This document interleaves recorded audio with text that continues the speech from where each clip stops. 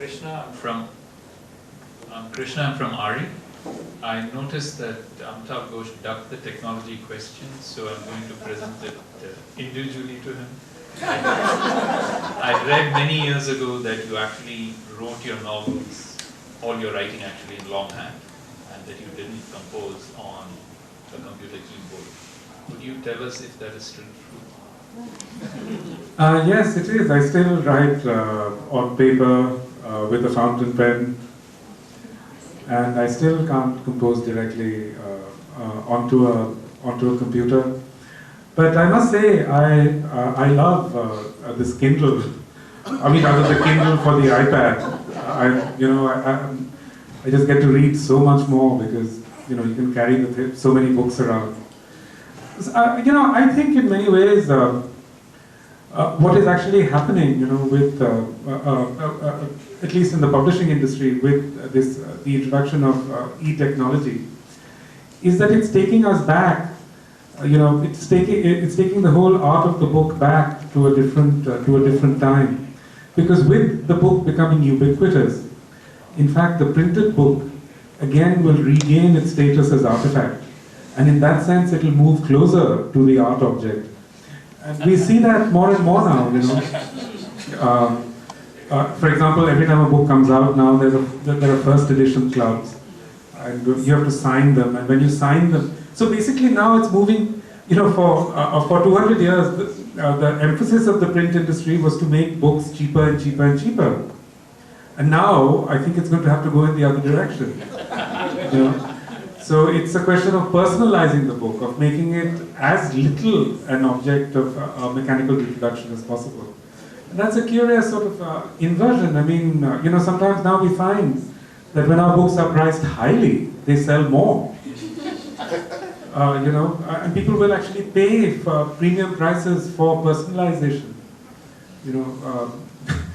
As they do for, people like to have books signed, for example, And that's a relatively new thing. I mean, when I was, a kid, we really didn't care about that. The value was in the words. It was not in the sort of connection with the author.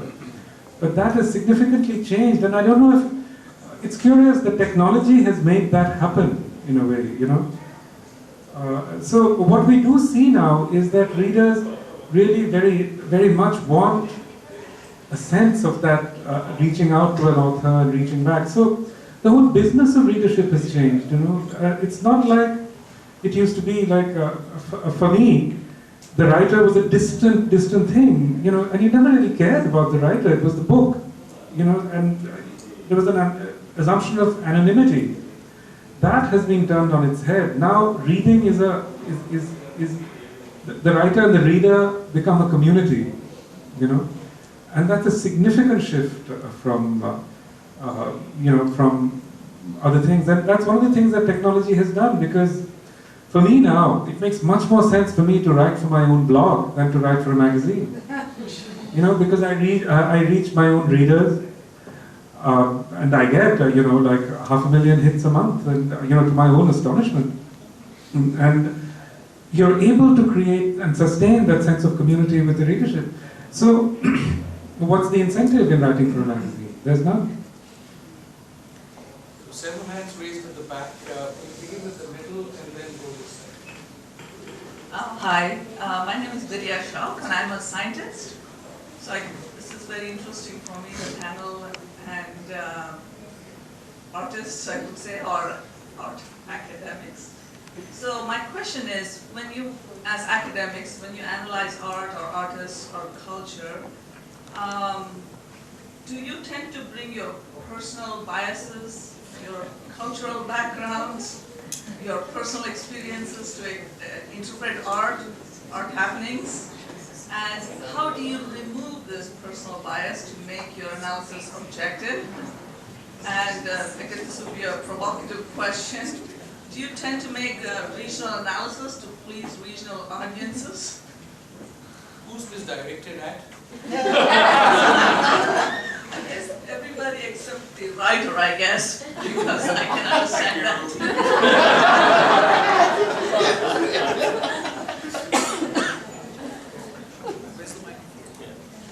microphones are good.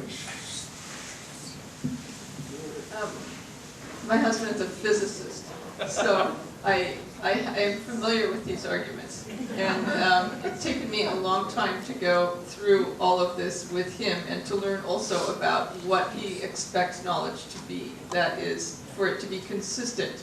An atom is an atom is an atom. It doesn't matter whether it's in China or India or the United States or anywhere else. And also the field of physics now is so global. And it is so, the knowledge is a true community of similar people who know the same thing because they read the same journals and they know what research is done and this is how it goes forward. So those of us working in the culture field have to deal with a very different, raggedy situation. And that situation must recognize the development of knowledge, cultural knowledge that is local and specific, as well as global and universal, and everything in between, from the level of language and how that shapes thought to the level of particular kinds of historical traditions in cultural expression. So there really is no particular way to get rid of your own biases, in my opinion, but you can learn. I mean, you can learn about whatever it is that you're studying, but you always come from somewhere in the world of culture, and I don't think that you can ever totally get away from that. Since the other panelists are likely to echo the answer, we won't have that question answered again. There's one question here, there are two here. So we begin with that. Four. I'll just speak loudly since it looks like the microphone's over there. My name is Fritz Schenker. I'm an anthropology PhD candidate at the University of Wisconsin, doing research in Manila. I'm just in the United States for this. I'm curious, it seems like most of our discussion has been talking about production of art, governmental control of the production of art. Whereas it seems like a lot of the actual power of art, particularly in terms of popular culture, comes in the consumption. For example, I'm thinking about how, say in 1906, there was a song that could be found in all of the major port cities of Asia. And it was through the consumption of these songs, you finding it in the same place, that the meaning of the song actually kind of gained power, thinking about these cities are linked together because this song is found in every city. So I'm just curious whether we can kind of maybe reorient our discussion. I know some of you have talked about it already, but in the modes of consumption, in terms of thinking about the power of art and rethinking the ways in which interconnectedness is formed. Would you like anyone specific to answer it, or just open to the whole panel? To whoever wants. I'd like to ask about which songs. There are Tin Pan Alley songs from New York City.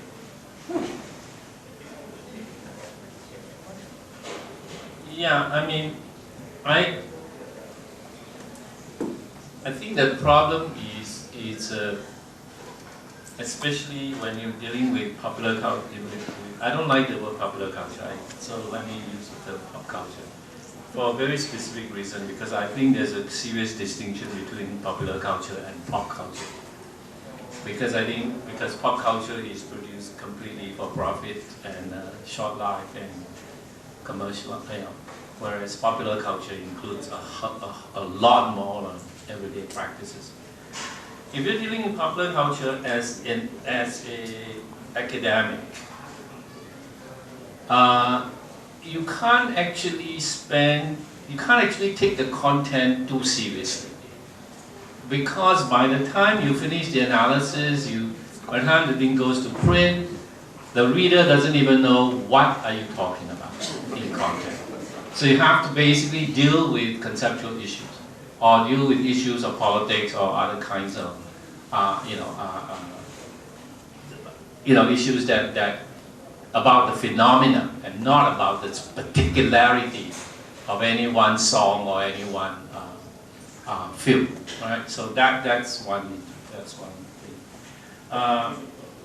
And every time you do use a particular content, it has to be only illustrative of a phenomenon, not in itself, because in itself is what critics do when the song is popular or when the film is being shown. Yes, so I mean, apart from that, that's one important thing about doing academic work on pop culture rather than the pop culture critic. And secondly is, yes, I mean, I'm actually very interested in audience, but I'm not interested in audience in necessarily about the idea of active audience or what meaning do they get out of Dallas or whatever show. I can talk about those, conversationally, but I'm interested in how audience are actually organized and increasingly organized as a social force, right? As a kind of potential input into precisely the question of, state relations or how currently the interesting issue is, all of these network activities that are happening among fan groups, is that there is actually no formal structure to translate that kind of potential into effective politics. And that's something that all the talk about soft power fails, is that you can talk about soft power all you want, but until such a structure exists for cultural influence to be really translatable into political action that has effect, it's just using fuzzy terms like influence and other things, right? And that's what I'm interested in as a kind of next move. But so I'm interested in audience, not as in the same sense that that is implied in your question. We have three questions, 1, 2, and 3. Thank you very much. I think Beng Huat is always very pro. Your name? Sorry, Rafiq Jumaboy. I don't know what I could describe myself. Unemployed person. I'm actually very intrigued by what Beng Huat was saying and interposing it perhaps with Peng Chia's very, very interesting and erudite exposition of how he saw the global context. So permit me to just take a 1, 2, 3 step and then ask you to comment on it. If I take the view that you've espoused, Beng Huat, there is a sinister side to it, which is popular dictatorship versus the state dictatorship. I mean, we're looking at the old concept of a state dictatorship, but now we're having perhaps a popular dictatorship being created through the use of technology. Plus, if I interpose that with the issue of commoditization, with which Amitabh actually, in a way, is alluding to in terms of this improvement of the book culture, it's not about, it's about the book as an object, i.e. the Louis Vuittoning of books, as opposed to actually being bothered about the content. So what we're really, are we not really seeing a situation of intellectualization of art, which comes back to what Wendy was talking about, where we end up in a little world of our own because we happen to be more educated or sit in universities and are therefore becoming totally irrelevant, because ultimately it is that popular dictatorship that is driving this whole issue, and we're just on the periphery of it in art. And I'm actually, if I take that into a political context, what has happened in the US, the last elections, with Fox Television, and how the whole Middle Eastern issue has been created as from a certain perspective, can that not be seen as being moved further forward? So rather than being optimistic about Amitabh's global meltdown, and that there are glimmers of hope that it can be sorted out, in fact, if the popular dictatorship can be directed by outside forces which are not state-run, could we not, in fact, be looking at the marginalization of art and not really its growth within the Asian century? I should say, I think the marginalization of art has come and came 200 years ago. In Hegel's Aesthetics, he spoke about the end of art. by which he meant that art no longer expresses the absolute for the masses. So that's basically the idea that you just mentioned. With regard to the intellectualization of art, perhaps the best way to do it is to tell an anecdote. I interviewed the Taiwanese director Cai Mingliang a couple of years ago. He told me a very interesting thing. He says basically he stopped making films. What he has, because his films do very badly at the box office, there's no point even making a DVD because they don't sell. So what he is doing now is he's become somewhat of an artist craftsman. He's designed beautiful cabinets in which he will put in a collector's version of a DVD of a recent film. And there are only 100 of these cabinets. And he'll sell them to these extremely wealthy businessmen because they'll collect this stuff. So perhaps this is the version of Amitabh's, the book being a beautiful thing. There are tempting things here. People will want to respond. I'd like to say that my response was only because someone was pressing me on the issue of technology. I'm not. This is not something that interests me very much. I think it's all about content. And as I tried to say, I think all the arts face an absolute crisis, really. Like we all do in the face of this enormous rupture that we are facing. And unlike you, I don't think that there is much room for optimism. We know that there's a Australian ecological writer called Tim Flannery, who's basically floated the idea of a carbon dictatorship. And it seems that might be one possibility, but I doubt that it's going to come about.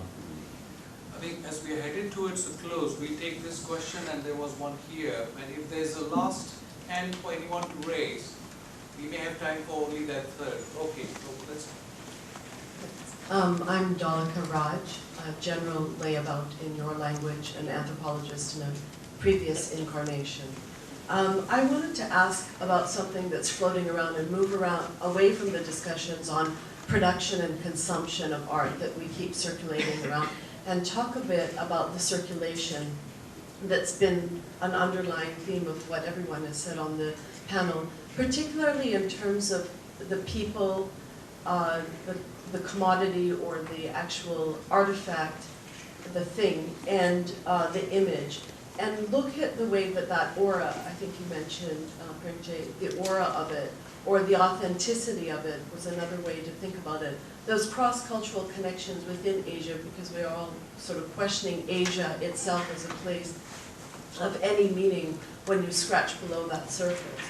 And to understand that Asian century, I wonder if you could speak about the circulation aspect of it. I'm thinking very particularly about Amitav Ghosh's very early work in an antique land, and if you look at Boma, if you look at the word sukha and all the many things that you highlighted there in terms of circulation, it's a very old story indeed, and we know it, you've accounted for that.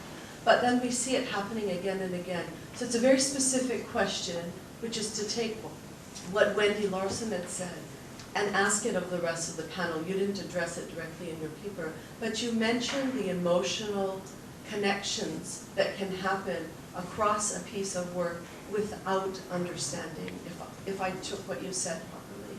And I wondered if others could say a bit more about that form of circulation, which involves actually no understanding, but a circulation. I think Sai Gungman style is one version of this. And it is the reason it's gone viral rather than the technology. So it's a general thing. I could take 1,000 Bollywood examples, but we'll spare you. Well, it's a fascinating question. The only problem is time. So if anyone would like to tackle that.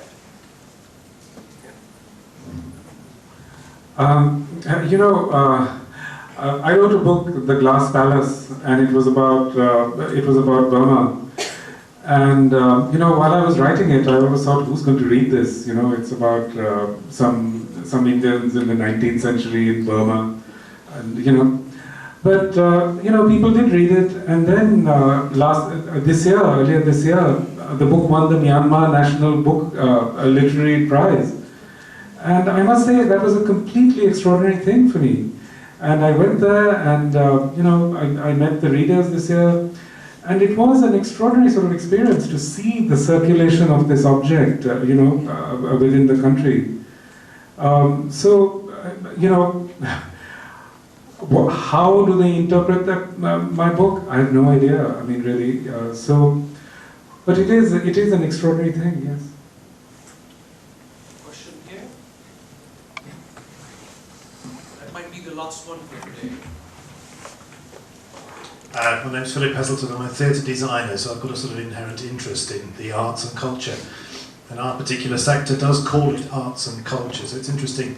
As you've gone along presenting your various answers today, you've presented me with a huge conundrum which has connected many, many different thoughts. So my paper has got ever longer and longer, I'm afraid, so it's all your fault. I wonder, there's a big conundrum and a big question I've got in my mind, which is the connection of arts and sustainability. It's something that I have a problem with every day of my work in designing theatres. And I'm reminded from a comment that Transcendent made right at the beginning, which was that the spread of art was largely nomadic, was dependent on being nomadic, and that's certainly how I spent my early years as a theatre practitioner, taking theatre productions to different parts of the world and different parts of the country. The problem of sustainability I was reminded about this morning because my early news channel flickered pictures of a group of, let's say, pensioners celebrating the 50 years of their existence, prancing around on the stage in the O2 in London, mentioning no names. They have single-handedly managed to persuade a cash-strapped populace to part with upwards of $800 a ticket. So I think, well, there must be, if you want to politicize culture and pop art, then maybe we need to look there, and I wonder what the panel's view is on that. And if you forgive me with just one parting comment and a slight linguistic license, maybe it isn't pop culture, maybe it is the lure of cult. Since it's the final question, panelists can take the opportunity of having a last word.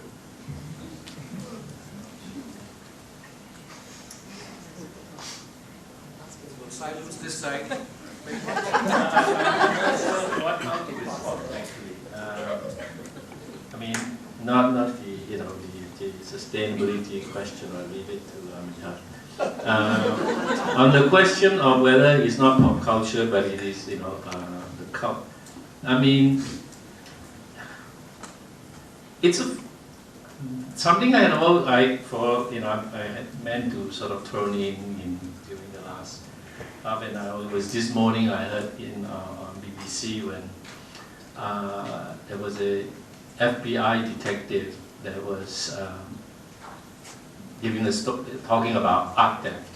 And it's really quite interesting. He says, in the 20 years he's been catching art thieves, he realized that none of the thieves ever made any money. It doesn't matter whether the painting is worth $50 million or not, because no one will buy it. Because having bought it, you can't display it. If you can't display it, it's not art. It's just a piece of canvas with paint, right? And because it has value if it has no public display. Maybe the Rolling Stone has value because of that. I mean, it is a cult, but again, back to Wendy's question, a lot of people try to be a cult leader, but only very few succeed. So that remains to be, I mean, one still needs to explain the magic of that. I think there's a really different temporality between cult and pop culture. Cultists are loyal, they stick. Yes. And a cult in culture will endure as long as the people can hold it up. The problem Ben Huat was referring to was when enormous intensity is invested for very short periods of time. The intensity remains, but it shifts its object. Cultists, on the whole, don't. So, I mean, there's a lot of connections, but they're not the same, I think. Well, the word cult, yep. Please. Just on the sustainability issue, I think I appreciate what you're saying about thinking of sustainability in relation to one's own work or one's own life or whatever. But I do think that it's a terrible, one of the ways in which this whole thing has gone completely off the rails is that we do tend to think of sustainability in those terms. That is, are you driving a Prius, or are you wearing the right kind of shoe or whatever?